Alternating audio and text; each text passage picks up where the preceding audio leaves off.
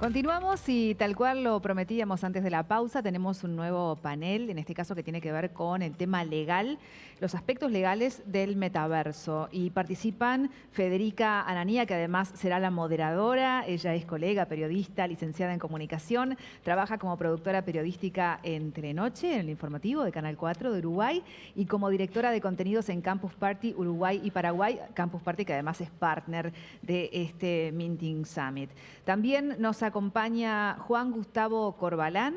Él es PhD, director de los posgrados en Metaverso y Gaming y en Inteligencia Artificial y Derecho de la Universidad de Buenos Aires, autor de 8 libros, 4 de ellos en materia de inteligencia artificial y co-creador del Metaverso Ubaya Lab, donde trabaja en esos posgrados con Agustina, que es compañera también allí en este emprendimiento, y él nos va a acompañar desde Buenos Aires. Y quien llegó desde Buenos Aires, pero lo tenemos presencial, ustedes lo veían por allí, es Federico Ast, licenciado en Economía y Filosofía, fundador y CEO de Cleros, este sistema de justicia descentralizado que utiliza blockchain y la teoría de juegos para la resolución de conflictos, y dicta cursos sobre blockchain y transformación digital de la industria legal, y desde el primer evento que viene acompañando todo lo que tiene que ver con el Blockchain Summit, ¿no? Del cual ahora se desprende este Minting Summit. Y la dejé para lo último, pero ella es de la casa, ya saben que es de la casa, ya estuvo hace un ratito también con ese Fireside Chat. Es Agustina Pérez Comenale, escribana, abogada, profesora en la UM. Es también parte del grupo Legal Hackers de Montevideo y coorganizadora del Legal Tech Summit, que recordamos porque el público se renueva, como dice Mirta Legrand, siempre el público se renueva, y el 4 y 5 de agosto tenemos una nueva edición. 4 y 5 de agosto los esperamos para seguir tratando justamente estos temas, que en la parte legal tenemos muchos desafíos para justamente seguir conversando, así que en agosto los esperamos para nuevamente poder hablar de estos asuntos. Y bueno, llega el momento entonces para que Federica se haga cargo de este panel para moderarlo. Bienvenida, todo tuyo. Muchas gracias, Ale. Bueno, y bienvenidos. La última vez que estuvimos juntos todos, que Juan ahora está de forma virtual, fue en Campus Party y quedó muchísimo por hablar de toda la parte legal del metaverso. Allá estábamos recién introduciendo el tema, esto en abril, pero hoy ya hay muchísimo más para hablar. Y algo que les quería preguntar a ustedes es, bueno, ¿qué significaría regular un metaverso? O sea, ¿lo regulamos como nos imaginamos hoy en día las leyes, la parte judicial, cómo funciona un gobierno, o vamos a ir por otros caminos cuando se trate de la regulación? Así que, Fede, te quería dar la palabra para arrancar este panel. Bueno, a ver, yo creo que las comunidades humanas siempre se regularon a través de reglas de comportamiento donde permiten que cada uno tenga su espacio y que no haya conflictos, y si hay conflictos que haya mecanismos de resolución. Y un poco lo que está pasando ahora es que estamos actuando y trabajando y viviendo en sociedades virtuales, ¿no? Comunidades virtuales que no existía cuando la gente empezó a dar leyes. Y un poco el desafío es cómo creamos estas reglas para comunidades virtuales en las cuales pasamos cada vez más tiempo. Lo que tenemos por ahora son las reglas que nos dieron las empresas que nos dieron lo que tenemos hoy como metaverso, que es, no sé, Facebook. O sea, Facebook en el fondo es un metaverso que tiene una especie de monarquía, si se quiere, donde hay unas reglas que pone el rey, si quieren, y hay una serie de moderadores que se ocupan de ejecutarlas y de resolver conflictos que haya. En el mundo de la Web3 lo que se viene es una Internet manejada por los usuarios, donde los usuarios crean las reglas y los usuarios las ejecutan. Entonces, un poco el desafío que hay hacia adelante es, bueno, ¿cómo se hace todo esto? Y bueno, eso es lo que podemos discutir hoy en detalle, quizás. Bien, ahí eso decías, lo va a empezar a crear los usuarios, van a empezar a crear esas reglas, pero ¿quién tendría que orientar ahí, poner como un camino a seguir cuando hablamos de metaverso? Más teniendo en cuenta que metaverso puede ser un montón de cosas, como decías vos, Aus, en una charla anterior. Sí, es que creo que para el regulador es un desafío enorme. O sea, pobre el regulador en este momento, pero imagínense que hoy por hoy estamos viendo qué tipo de categorías o de activos virtuales tenemos en cada una de las jurisdicciones, y ni siquiera estamos hablando de una regulación internacional. Más difícil aún es decir, bueno, vamos con algo específico para lo que vendría a ser el metaverso, que bueno, ahí entramos en toda la discusión que hubo en el día de hoy, de qué es el metaverso, qué justamente contempla, qué no contempla. Y en realidad o sea, ya tenemos regulación sobre determinadas herramientas o tecnologías que se podría aplicar y se debe aplicar en realidad como a esta herramienta o a este espacio digital, por decirlo de una manera. Nosotros la actividad remota ya la venimos teniendo, la única diferencia es que obviamente a veces en la parte técnica tenemos determinados desarrollos que tienen un impacto distinto al que ya veníamos utilizando. Por ejemplo, nosotros cuando hablamos, no sé, de Web 2, sabemos que no tiene la misma trazabilidad o imaginemos, por ejemplo, no sé, hablar de derecho al olvido, en lo que es la protección de datos personales, en una Web 2 donde sí podemos borrarlos con mucha facilidad, a una Web 3 donde efectivamente cuando nosotros volcamos determinada información a la red, es muy difícil poder justamente removerla. Entonces, creo que podemos aplicar algunas cosas en lo que es analogía, o sea, lo que es la regulación existente, pero vamos a tener que, por más que muchos no quieran, hacer algo más a medida para determinadas circunstancias. Bien, y ahora me gustaría escuchar la voz de Juan, que está de forma virtual y nos acompaña. ¿Qué aspectos tendría que tener esa regulación? ¿Qué habría que tener en cuenta para aplicar esa regulación, Juan? A mí me parece que está bueno pensarlo en capas y no binario. No creo que sea, porque además las tecnologías a lo largo de la historia demostraron que no existen regulaciones binarias, es decir, ni que solo son realizadas por los usuarios o que vienen desde arriba, o bien, ya sea por una empresa a través de lo que se llama contratos de adhesión, o bien cuando el Estado produce leyes. A mí me parece que el metaverso va a complejizar la cuestión, pero va a mantener esta regulación multicapa en la cual probablemente algunas cosas se puedan regular de manera descentralizada a partir de los usuarios, otras va a incidir, digamos, el host del metaverso, y probablemente muchísimas otras van a quedar abordadas por lo que se llama regulación clásica. Cuando digo regulación clásica es, vos hoy en casi cualquier país del mundo, si vos organizás un metaverso y decís que tu objetivo central es discriminar racialmente a las personas, no es sostenible. No importa que uno pueda pensar de que, bueno, que la descentralización o que la tecnología nos permite a nosotros mismos regular algo. Va a tener que estar dentro de un contexto de regulación más amplia. Entonces son capas, estratos, nosotros los solemos llamar estratos de regulación, en donde se van interfaceando entre sí y donde van apareciendo nuevos desafíos, como por ejemplo, qué pasa con la identidad humana cuando se proyecta a través de avatars, de diferentes, ya sea ultrarrealistas o no. Y me parece que ahí hay un gran desafío, que es cómo empezar a pensar, proteger a las personas, ¿sí?, cuando van a un metaverso en formato avatar. Ese es un tema muy interesante, el tema de la identidad. No solo cómo podés protegerte vos como usuario, sino cómo te podés proteger de otras personas. ¿Cómo sabes que la persona que es un avatar es una persona real y atrás de eso hay alguien, una identidad real? Bueno, hay también nuevas herramientas que se están creando para esto. Un proyecto Real Humanity, en el que trabajamos desde Cleros, busca que cada uno tenga una identidad on-chain única. Y un poco es, no sé, este mundo de Blade Runner, ¿no?, en el cual tenemos gente que es humana y gente que son bots. En Blade Runner era con bots biológicamente creados, acá son nada, o sea, son cuentas hechas con bots, y esto ya pasa en Twitter todos los días y pasa en la Web 2 ya pasa todo el tiempo. Entonces, un poco estamos creando nueva infraestructura que va a permitir desarrollar esta nueva capa de identidad para la Web 3. Pero acá lo que para mí es importante destacar es que esto es muy diferente de lo que la regulación tradicional entiende como lo que se puede regular, porque uno de los, para mí, puntos más conflictivos va a ser que en Internet no sabemos si el que está del otro lado es, o sea, no sabemos quién es un avatar que es anónimo, y los métodos tradicionales legales siempre estuvieron basados en el supuesto de que las partes en un caso legal se sabía quiénes eran sus identidades, ¿no? Y eso ya no es verdad en las comunidades virtuales. Entonces, hay un montón de desafíos muy grandes que resolver, de cómo resolver disputas entre comunidades, entre personas avatars, tipo Ready Player One, que no sabe quiénes son, y muchos también que van a estar en quién sabe en qué jurisdicción, porque la gente interactúa a nivel global y vos estás en Uruguay y otra persona está en Nigeria y otro está en Japón y otro está... Entonces, es una nueva comunidad que tiene una nueva jurisdicción que es digital y hay que empezar a verla así.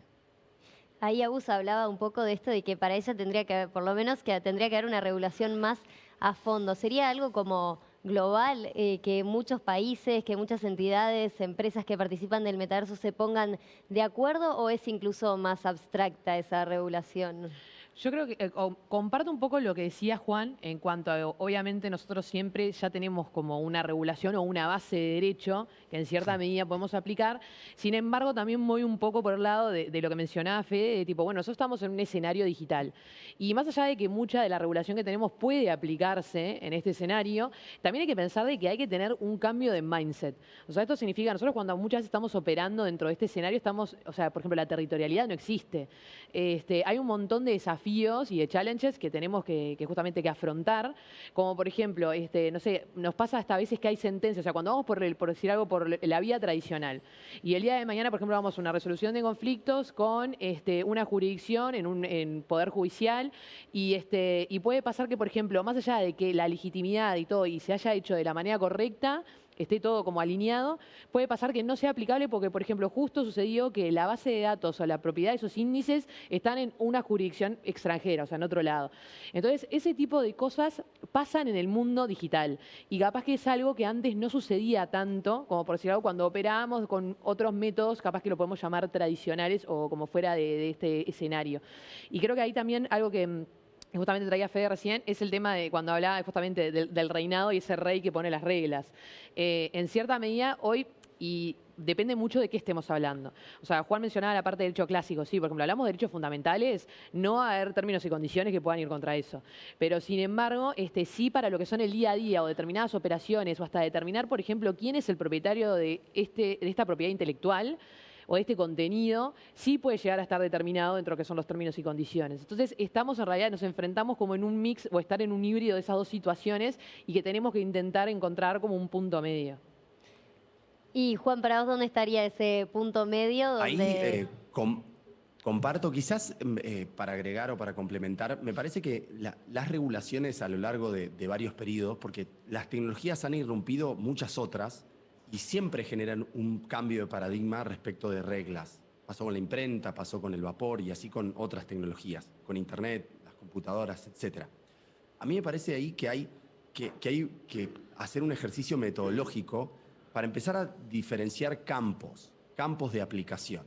Es decir, una cosa son ilícitos penales.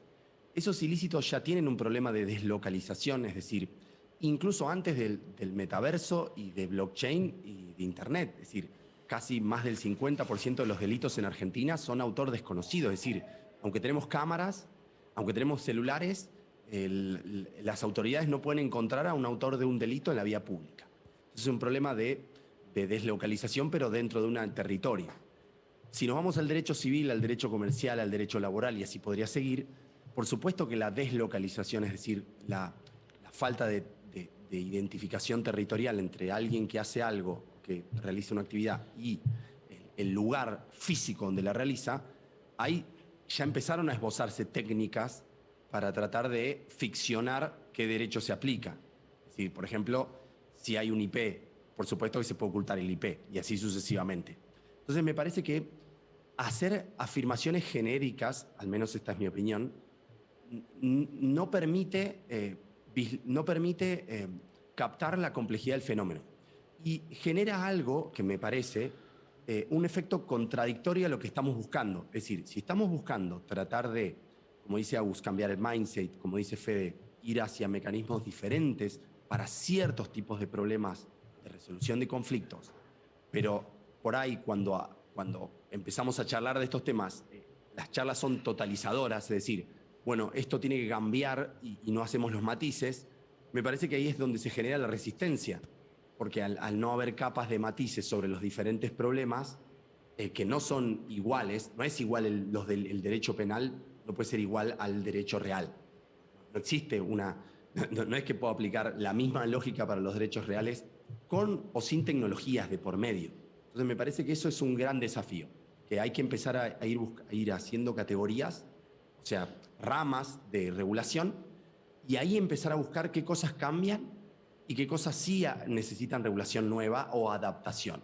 Pero tiene que ser, en mi opinión, sectorial. Y esto ya está pasando con la IA. En la IA, la mayor cantidad de gente que está empezando a regular no piensa regulación de la IA genéricamente. Tipo, un auto autónomo es igual a un bot conversacional para informarme. Es decir, son sectorial. Parece que esto debería, por lo menos en mi opinión, ir por un camino similar de análisis y argumentación. Ahora capaz podríamos ir a un caso práctico, algo que se está expandiendo mucho, son los NFT, la creatividad dentro del mundo digital. Entonces ahí sale todo el tema de la propiedad intelectual. ¿Cómo preservamos ese derecho estando en un mundo virtual, digital? ¿Cuáles son las herramientas con las que se cuenta hoy para poder resolver conflictos que involucren, por ejemplo, a la propiedad intelectual? Bueno, ahora lo que hay por ahora es herramientas que en general pusieron en marcha los marketplaces que venden los NFTs, ¿no? Por ejemplo, ellos certifican que cierto NFT que está en venta en un mercado no es una copia de otro, pero bueno, también hay errores y también hay casos de estafa. Por ejemplo, hace un tiempo una persona puso un NFT en venta en OpenSea diciendo que era de Banksy, ¿no? Y bueno, incluso se tomó el trabajo de hackear el sitio oficial de Banksy y linkear a la subasta donde se vendía ese NFT. Y bueno, entonces la gente que iba al sitio de Banksy a chequear veía que estaba el link correcto. Y entonces, bueno, alguien compró ese NFT en 300 y algo de $1000, creo. Y bueno, nada, o sea, ese tipo de La estafa perfecta era. y bueno, hay de eso, pero después hay un millón de otras situaciones más de todos los días, como que una persona publica una foto en algún lugar y alguien la toma y hace un NFT con esa foto y lo vende.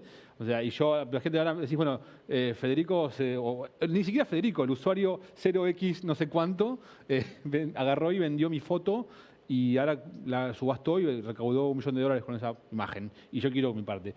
Y, digamos, ¿cómo vas a ir vos a hacer una demanda a esta persona que no sabes quién es, que no sabes dónde está, que tiene los fondos en su cuenta? Y bueno, es como que hay un montón de situaciones como estas.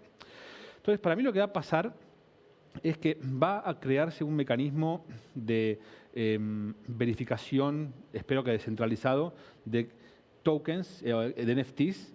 Y para vos poder poner en venta este NFT, vas a necesitar tener esa certificación. O lo puedes poner en venta, pero la gente va a saber que no te lo tiene que comprar porque no está verificado, ¿no? Pero ese mecanismo no va a ser propiedad de un exchange de NFTs como OpenSea o como otros. Va a ser un sistema descentralizado que verifique, donde la comunidad pueda verificar que no se rompen las leyes de copyright. Habrá que después discutir qué leyes de copyright y cuáles son las relevantes y cuáles no, pero bueno, es una de las iniciativas que tenemos en Kleros, es justamente crear un registro de esto, en el cual se pueda crear una certificación abierta para NFTs que cumplan con propiedad intelectual. Pero bueno, nada, hay tantas cosas que resolver y tanto, Sí, que tratar. Porque es un mundo nuevo y las leyes de propiedad intelectual son muy complejas. Sí, sí, lo serán. Y además creo que ahí me gustaría agregar que tenemos un tema hoy, por ejemplo, con lo que son primero los términos y condiciones, como mencionábamos recién, o sea que muchas plataformas en realidad es como una especie de contrato de adhesión. Entonces, en cierta medida, como que nosotros estamos consintiendo, por ejemplo, que la plataforma tiene parte o tiene un porcentaje de esa propiedad intelectual, depende de donde estemos operando, depende de la plataforma, que esto a veces no es muy claro para el usuario. Y además, también hay que tener en cuenta, por ejemplo, en lo que es las marcas o las empresas, tienen que empezar a contemplar tener un registro dentro de lo que es justamente toda esta parte de activos virtuales. Porque hoy pasa, por ejemplo, que entras a determinados marketplaces y, por ejemplo, hay nombres que tienen nombre de empresas. Entonces empezó a generar como una especie de carrera en todo lo que tiene que ver en el ámbito de la propiedad intelectual y que es importante poder enfocarlo. Bien. Y Juan, no sé si querías agregar algo al respecto de la temática de propiedad intelectual y tu visión sobre la regulación. Sí, obvio. Ahí quizás me aporto desde un campo que nosotros venimos trabajando, que es de la IA.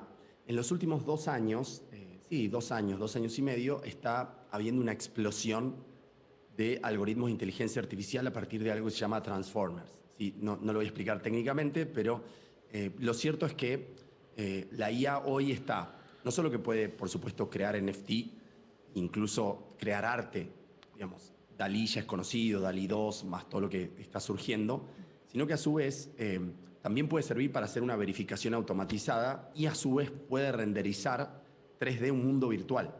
Es decir, la IA puede no solo, digamos, crear imágenes, crear videos, crear datos simulados, sino es que, después si quieren les paso un video de lo que se está haciendo con IA en Minecraft, crea el mundo virtual renderizado.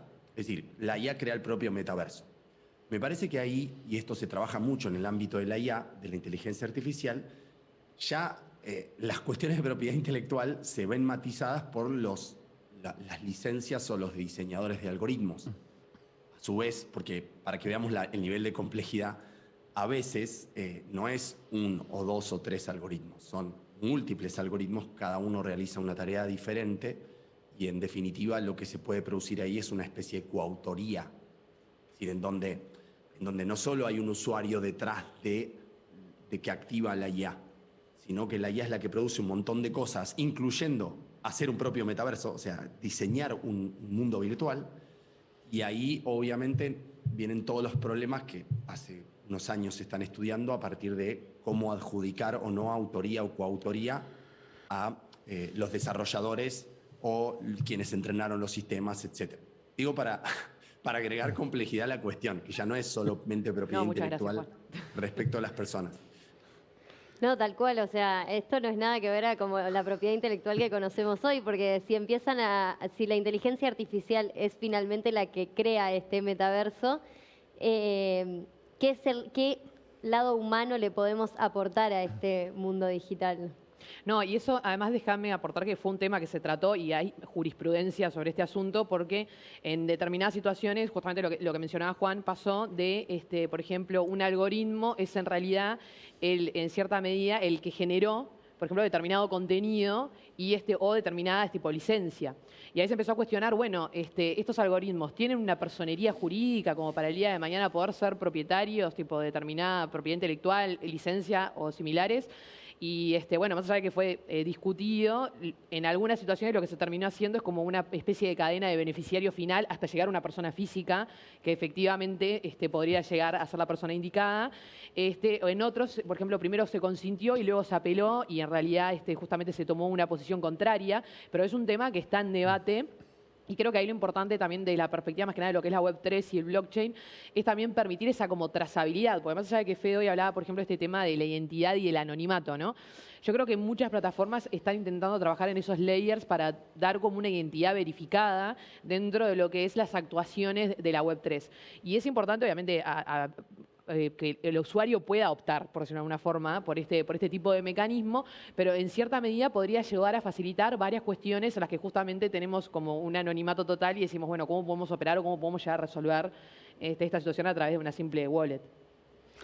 A ver, en el año, no sé, creo que en el 2015, Kevin Kelly, que fue el fundador de Wire, publicaba un libro llamado Lo Inevitable, y él lo que decía en ese libro era que cada vez más en el futuro como que el valor iba a ser creado por comunidades de gente en el cual, digamos, por un ejemplo de algo de contenidos, digamos, un grupo de música que hace una canción y acá colaboraron los músicos, pero también colaboró el productor, los camarógrafos y otras personas para hacer el video.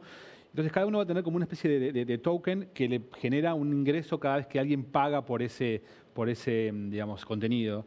Y lo que seguramente va a pasar es que parte de esos colaboradores de esta canción y por ahí no sean humanos, ¿no? Puede ser que parte de esto sea una colaboración humano-robot y qué sé yo, o sea, son tantas cosas y además esos robots podrían estar controlados por otras DAOs, o sea, como otra comunidad de personas que son las que controlan lo que ese robot hace y lo crearon.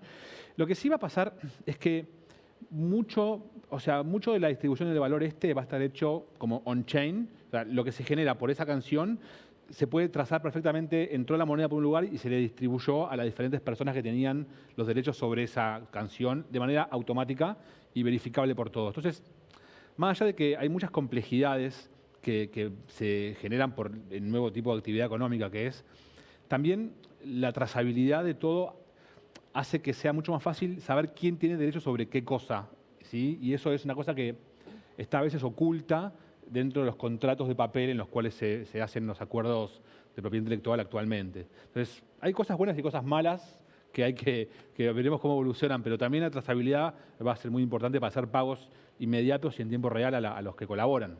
O sea, en eso entra todo el tema de blockchain. ¿Creen que puede existir un metaverso que no esté basado en blockchain? Ya existe, es Facebook.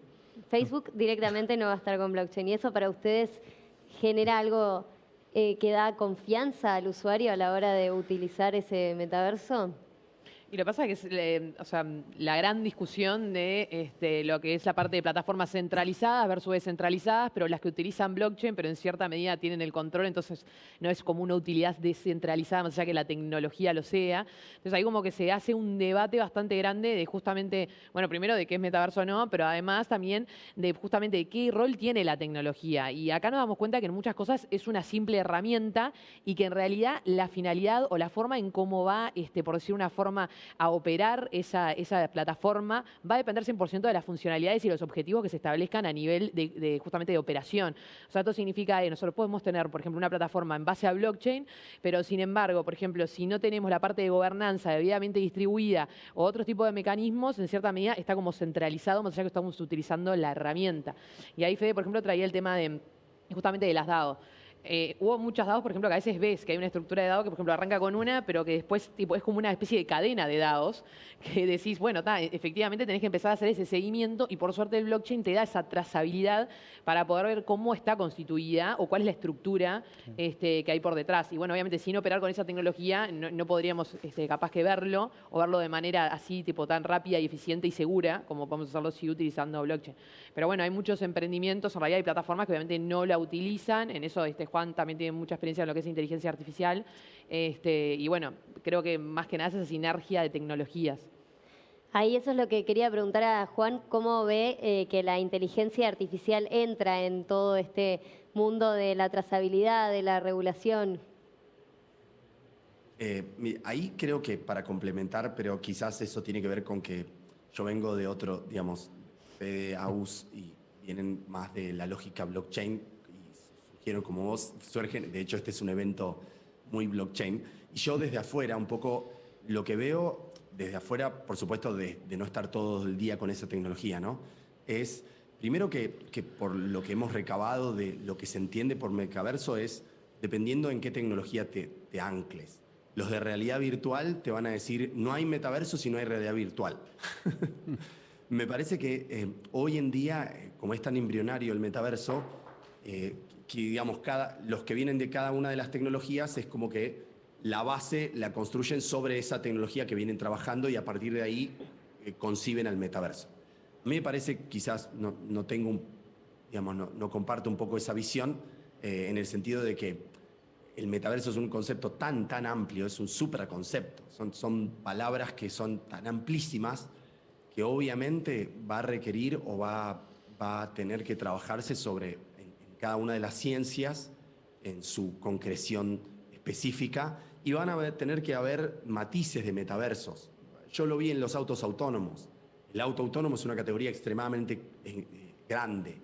¿Qué es un auto autónomo? Bueno, el mundo, después de discutir mucho, hoy la regulación de autónomos se entiende que hay 5 grandes categorías de autos autónomos y casi todos lo entienden como un robot, entonces el auto dejó de ser auto y pasó a ser un robot.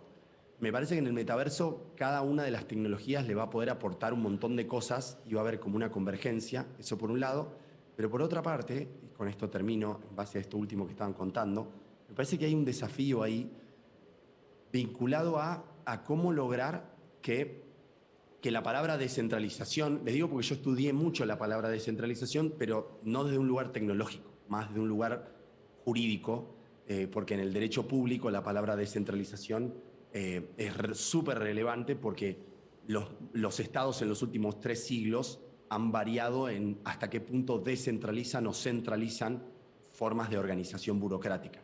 Y me parece que ahí lo más relevante que yo veo, habiendo visto esa evolución de la palabra descentralización, insisto, sin la tecnología, es no tanto en sí lo que nos garantiza blockchain, ¿sí? Trazabilidad, confianza, etcétera, sino es cuando es tan expansivo el efecto y cuando se puede generar tanto volumen de transacciones como está pasando ahora, lo importante es cómo se garantizan mecanismos para que se pueda verificar esa trazabilidad, para que no sea tan burocrático.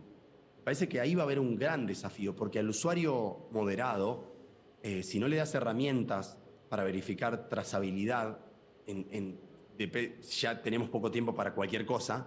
Me parece que ahí va a haber un gran desafío. Hoy existen un montón de herramientas para verificar que los estados, por ejemplo, contraten de manera transparente. De hecho, se llama trazabilidad en la contratación pública, que aunque no haya blockchain, vos podés ir leyendo actos encadenados que se publican.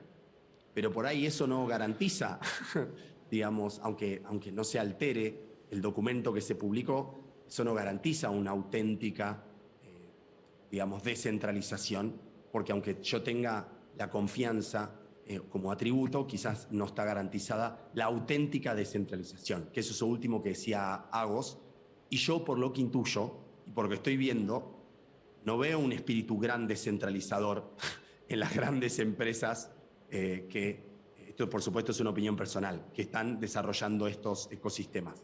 Es que acá se me viene a la mente algo, o sea, cuando hablas de esto de la gran descentralización, en verdad que hay un montón de empresas que están tratando de imponer su metaverso, ¿no? Hay un montón de empresas que están creando un metaverso, se están generando muchos, el de Facebook, el de otras empresas.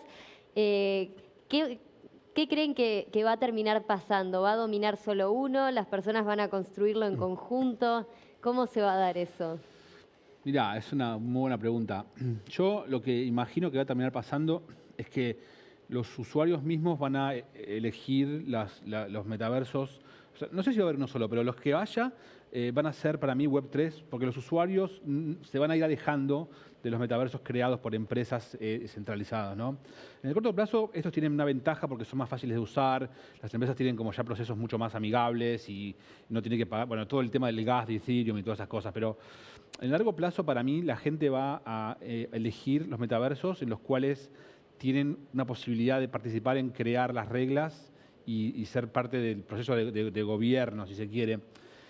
Digamos, en un punto es como, también podemos hacer esta metáfora viendo lo que pasa en los estados nacionales, si quieren, como que los que tuvieron más éxito históricamente en su desarrollo y de su felicidad también seguramente son aquellos que son, bueno, republicanos, democráticos y que le dan a la gente la participación en la toma de decisiones. Entonces, para mí, eso mismo que vimos en el mundo off-chain, lo vamos a volver a ver en el mundo on-chain, ¿no? La gente va a elegir esas cosas para su metaverso, digamos.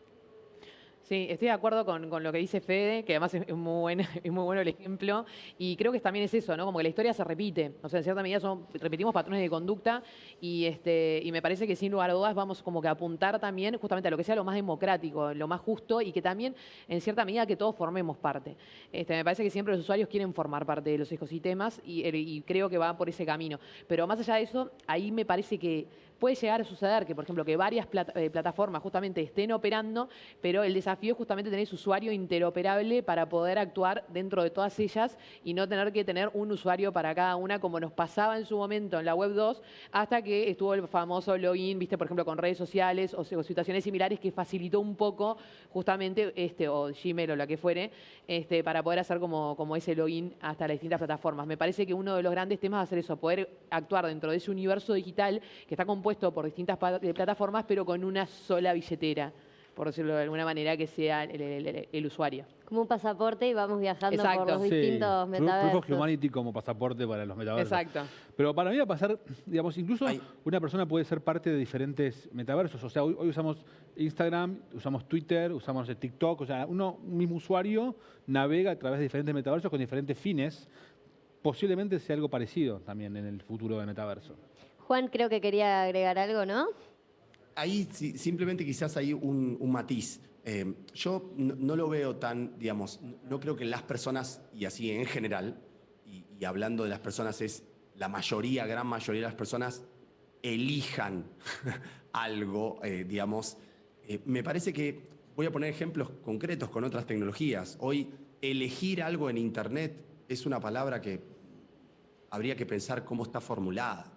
La elección hoy es, lo vimos en el evento en Uruguay, cuando una persona mostraba que la elegibilidad, que es la primera búsqueda de Google, la segunda, que es casi el 87% de las personas queda ahí.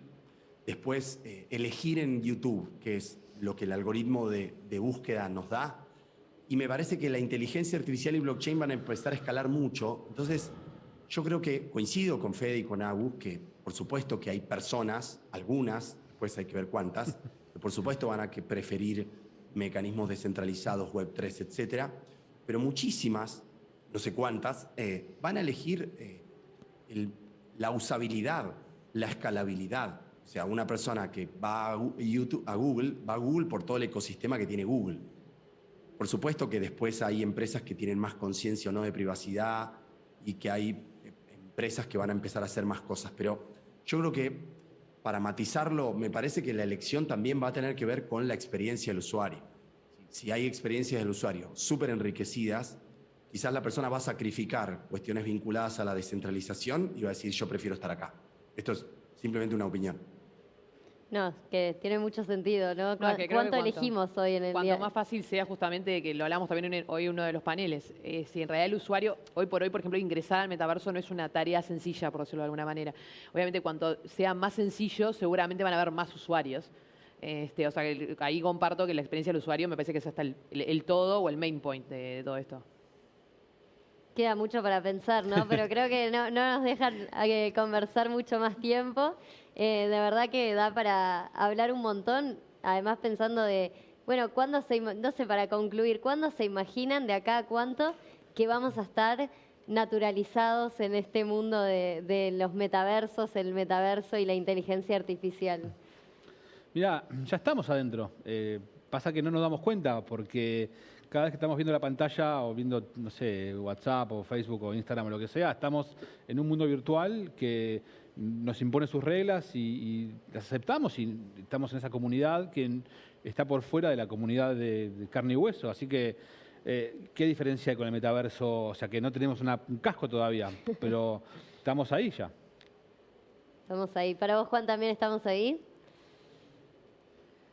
Sí, por supuesto. Quizás el estar ahí, el matiz sería cuán inmersivo estás ahí, cuánto podés experimentar cosas que no las experimentás con clics, ¿sí? Con scroll y con hablarle a un celu. Porque hoy, digamos, el ecosistema digital se basa en clics, en scroll y en hablarle a un celu. Y eventualmente, sí, en clics, porque sacar una foto que tengo que hacer clic. Si cuando esto evolucione y estemos de una manera mucho más sofisticada en un mundo virtual, yo creo que el metaverso van a ser grados. Es metaverso, de hecho nosotros estamos proponiendo esa denominación, metaverso grado 5, metaverso grado 6, como pasa en la seguridad informática, como pasa en un montón de categorías que vos no podés hablar de seguridad informática de manera binaria, estoy o no estoy. Son grados de seguridad informática. A mí me parece que estaría buenísimo empezar a explorar grados de metaverso. Metaverso 5, metaverso grado 7. Ahí tenés Web3, inmersión, realidad virtual, realidad aumentada, avatars ultrarrealistas con IA. Entonces, bueno, wow, esto es lo más sofisticado de todos. Y de ahí ir para abajo para que incluso sea más fácil hablar y para que no sea binario hablar. Porque si es como los autos autónomos, Juan, no me razones este auto que solo tiene caja automática como un auto de los autónomos de verdad. Parece que ahí hay un desafío que estaría bueno empezar a explorar. Muy bien, bueno, muchas gracias a los tres porque la verdad que estas reflexiones nos van a dejar pensando muchísimo. No, gracias a ustedes. Bueno, muchísimas gracias a todos los que han formado parte del panel y a Federica también por la moderación, por habernos acompañado hoy. Un gusto tenerte por acá. Y bueno, nos encontramos con estos panelistas seguramente.